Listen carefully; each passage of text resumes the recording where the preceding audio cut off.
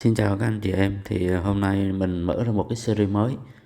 Mình sẽ làm những cái video mà mình sẽ phỏng vấn tiếng Anh với ứng viên là AI luôn, là một cái tool AI có tên là Fluent.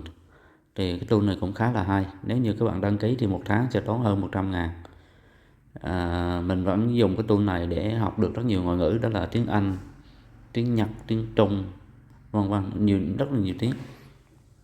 Thì hôm nay mình sẽ phỏng vấn với cái tool này để mà mình làm clip phỏng vấn thử. Mình sẽ đóng vai trò là người phỏng vấn và để mình coi thử là cái tool này nó trả lời như thế nào, và mình sẽ phỏng vấn hoàn toàn bằng tiếng Anh. Thì qua đây thì các bạn có thể rèn luyện được về cả kỹ năng phỏng vấn thử, và rèn luyện được cả về cái kỹ năng về tiếng Anh IT. Thì nếu như các bạn thấy cái video này hữu ích thì các bạn có thể để lại bình luận, để lại comment cho mình là bạn cảm thấy hữu ích, và bạn có thể nói là mong muốn mình ra thêm video. Thì mình cũng không biết là các bạn có thích hay không, cho nên là mình cứ làm thử cái đầu tiên. Rồi mình sẽ bắt đầu luôn mọi người. Hello, let's say we are in the programmer job interview. You will play the role of a fresher who want to apply for a fresher full-stack Java programmer position. I will play the role of the interviewer. You will try to answer a few questions wrongly, like a real fresher candidate. Do you understand it?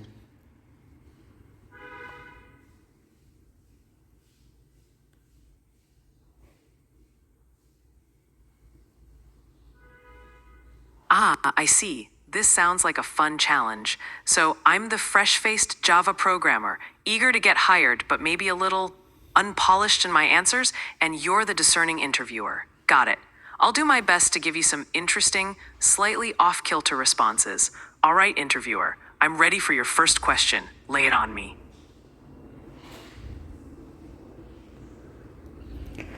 Okay, please introduce yourself.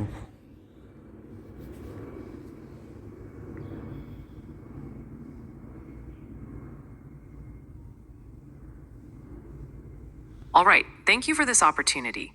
My name is Fifi, and I'm super excited to be here. I've just finished my studies, and I'm really passionate about, making computers do stuff. I've learned a lot about Java. It's a pretty cool language, you know? I've done a few small projects, like I made a little calculator once, and a simple to-do list app. I also helped my friend with his e-commerce website, which was pretty complicated, but I mostly just watched him. I'm really eager to learn more and get some real-world experience, especially in a full-stack environment where I can touch all the parts of the system. I heard you guys use Spring Boot here, and I'm really excited about that because I've only just started to look at it, but it seems very powerful. I hope to contribute to your team. So yeah, that's me, ready for any.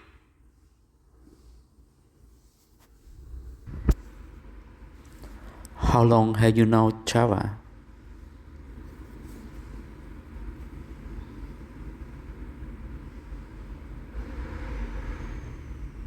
Well, I've known Java for quite a while now. I mean, since I started my studies, which was like a few years ago. So maybe 3, 4 years. It's been a journey, you know.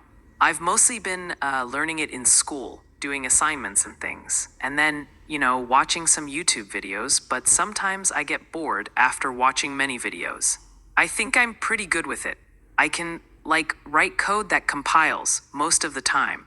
And I know all the basic stuff, like classes and objects and all that jazz. So, yeah, a good amount of time, I'd say.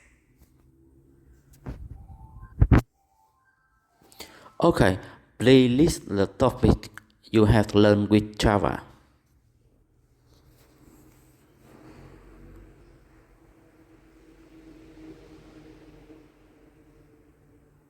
Okay, so many topics. Let's see.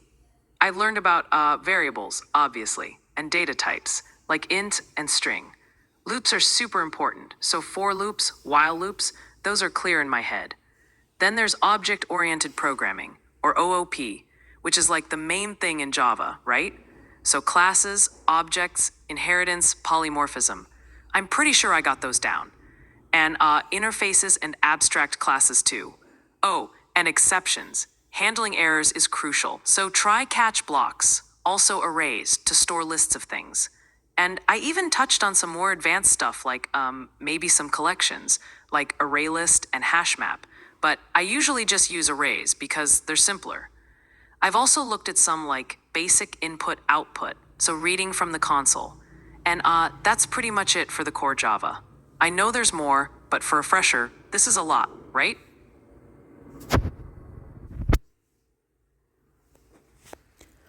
Can you tell me the difference between int and integer in Java?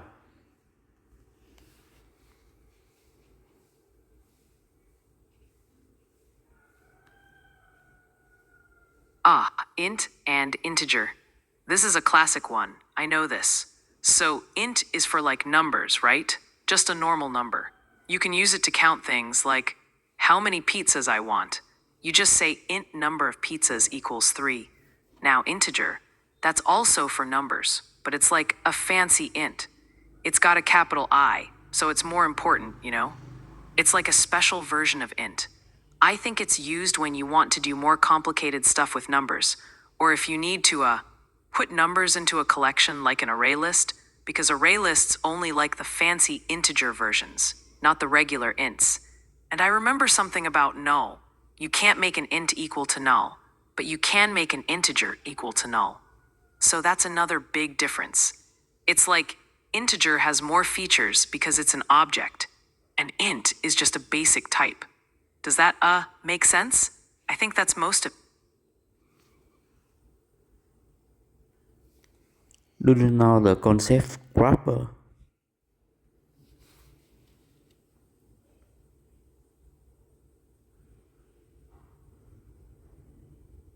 Oh, wrapper. Yes, I've heard of that. It's like putting something inside something else, right? Like a gift wrapper. You put the gift inside. In Java, I think it means taking a basic type, like an int, and then wrapping it up to make it an integer object. So you're wrapping the int inside an integer object. It's like you're giving it a little box so it can travel around with other objects. And I think there's also something called autoboxing and unboxing, which is related to this. Like, Java does the wrapping and unwrapping for you automatically sometimes. It's pretty convenient. So yeah, it's about making the simple types behave more like objects when you need them to, like a disguise for the int, right?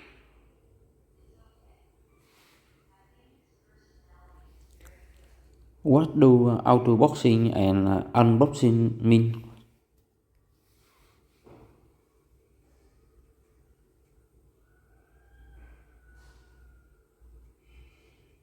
Okay, so autoboxing and unboxing are super cool because they make things easier for us programmers, right? Autoboxing is when Java automatically takes a primitive type, like our friend int, and turns it into its corresponding wrapper class object, like integer. You don't have to do anything special. It just happens. For example, if you have an int and you want to put it into an array list, which only accepts objects, Java will automatically autobox it into an integer for you. It's like Java sees you want to wrap the gift and just does it without you even asking. Then unboxing is the opposite. It's when Java automatically converts a wrapper class object, like integer, back into its primitive type, int. So if you have an integer object and you want to do some math with it, Java will unbox it back to an int so you can perform the calculation. It's like Java automatically takes the gift out of the wrapper when you need to use the gift itself. It's all about convenience. So we don't have to manually write new integer myInt or myInteger int value. Java just handles it in the background. It's pretty neat. Helps me to not worry about those little details too much.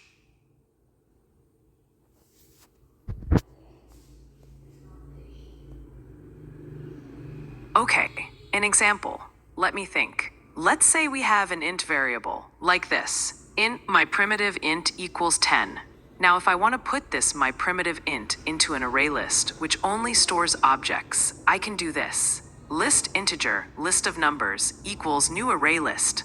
List of numbers add my primitive int. This is autoboxing in action. See, I didn't have to write list of numbers add new integer, my primitive int. Java just knew to take that int, 10, and wrap it up into an integer object before adding it to the list.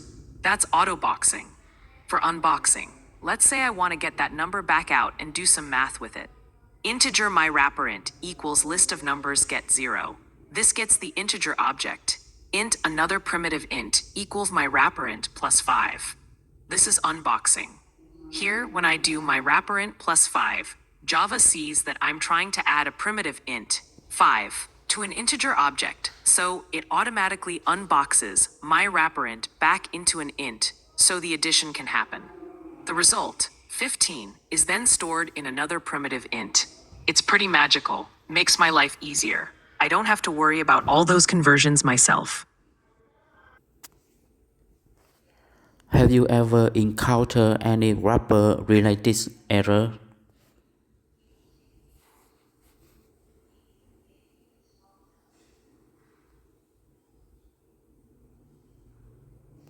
Oh, yes, I definitely have. It's not always as smooth as it sounds, especially when you're just starting out and trying to remember all the rules. One common one I've definitely bumped into is with null pointer exceptions. Because integer is an object, it can be null. Sometimes I'd forget that and try to unbox a null integer into an int, and bam, null pointer exception. Like if I tried to do this, integer my nullable integer equals null. Int result equals my nullable integer plus 5. This would cause a null pointer exception. It's really annoying because ints can't be null, so it feels like a trick. You expect it to just work, but then Java tells you no. It took me a while to realize that when you're working with integer objects, you always have to check if they're null first, especially before doing any operations that would trigger unboxing. So yeah, that's definitely one of the wrapper-related errors I've learned about the hard way. It teaches you to be more careful. When the null pointer exception occur in Java?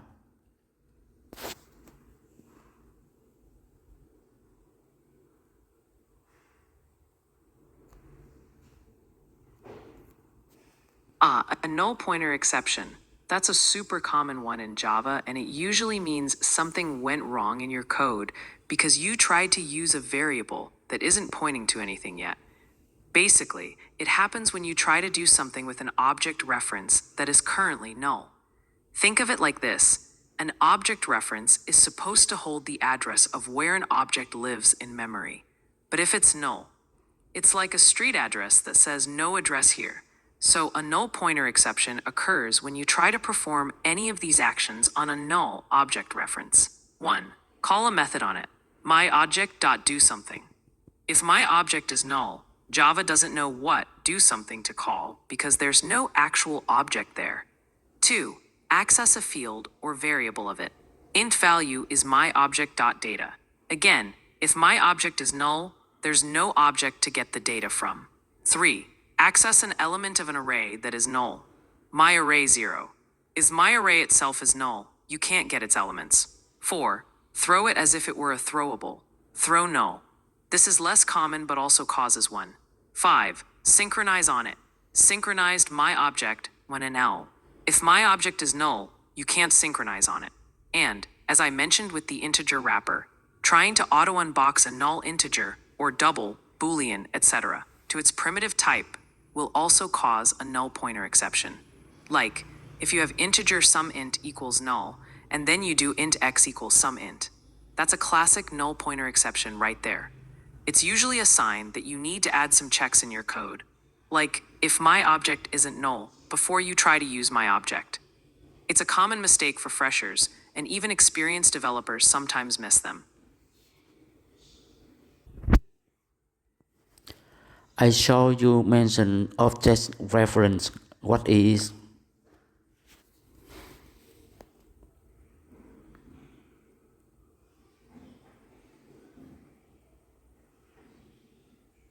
An object reference.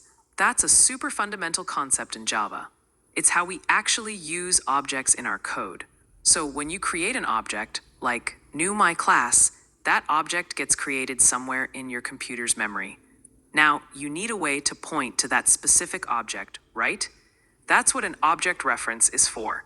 Think of it like this. The object itself, is a book in a library. The object reference is like a sticky note with the exact shelf and position of that book. It doesn't contain the book, but it tells you exactly where to find it. So when you write something like my class, my object equals new my class, my object is the object reference variable. It holds the memory address of the actual my class object that was created with new my class. If I then say my class another object equals my object, now both another object and my object are pointing to the exact same book in the library. They are two sticky notes, but they both have the same address. It's really important because it means when you pass objects around in methods, you're usually passing the reference, not a copy of the whole object. So if a method changes the object that the reference points to, everyone who has a reference to that object will see the change. Does that library analogy make it a bit clearer? It's how we navigate and interact with the data and behavior stored inside our objects. References in Java like pointer in C language.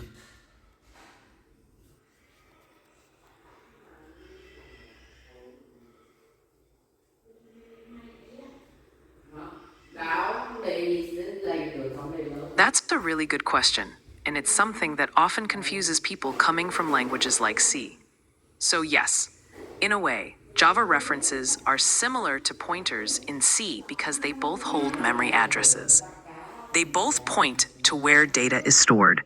That's the core similarity. However, and this is a big however, Java references are not the same as C pointers.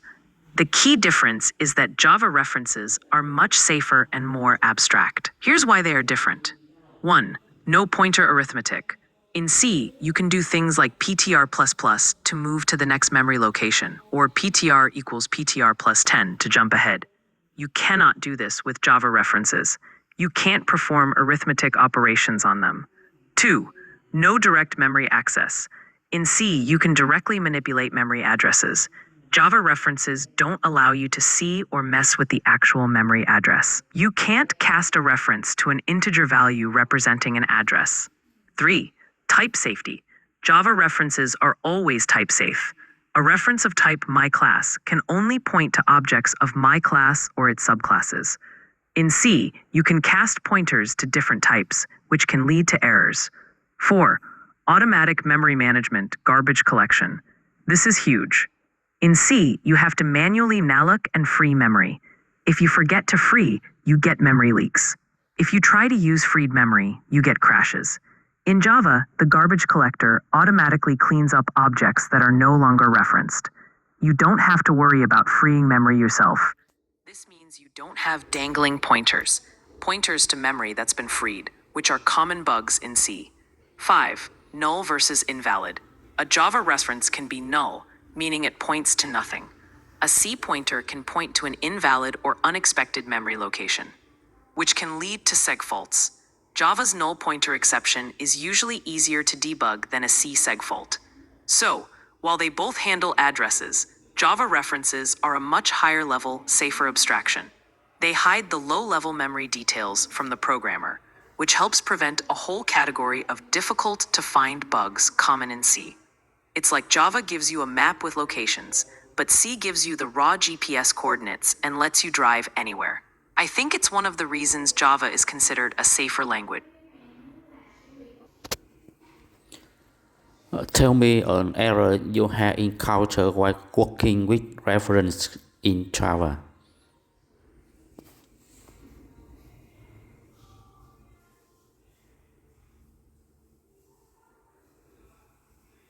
Oh, absolutely. The most frequent one I've come across when dealing with references, hands down, is the old no pointer exception. It's almost like a rite of passage for Java programmers. It usually happens when I forget that a reference isn't actually pointing to an object, but I still try to do something with it. For example, I might declare an object like this, my object obj. At this point, obj is just a reference variable. But it doesn't point to any actual my object yet. It's null. Then, if later in the code I forget to initialize it and try to call a method or access a field, obj.doSomething. Bang, no pointer exception here. It's like trying to ask a question to a person who isn't there.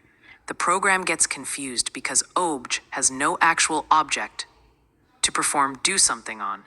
This is especially tricky when you have complex logic, or when objects are passed around through different methods, and somewhere along the line, one of them ends up being null when you expect it to have a value.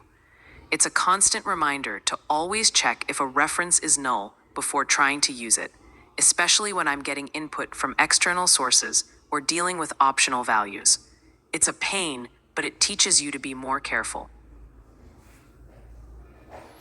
Ok, trong cái clip đầu tiên này thì mình sẽ demo như vậy thôi. Mọi người nếu như thấy thích cái cách làm video này thì mọi người cứ comment để mình làm tiếp. Mọi người thấy cái tool mà mình đang dùng nó cũng khá là hay đó. Ví dụ như có những cái đoạn mà mình phát âm nó chưa chuẩn lắm, đặc biệt là những cái có cái âm sờ phía sau đó số nhiều á, thì mọi người thấy là cái tool này nó bầu đỏ và nó ghi lại bằng một cái cặp hình vuông và nó bầu xanh vào để nó sửa giùm mình luôn. Thì cái tool này cũng rất là hay. Nếu mọi người thích thì có thể cài thêm tool này. Mình đang xài tool này thì mình giới thiệu thôi nghe, chứ không phải là mình đi quảng cáo cho tool này. Mọi người thấy nó sửa được này, nó đọc và nó nghe mình đọc và nó biết là mình sai chỗ nào, nó có thể sửa được, nó đề xuất được.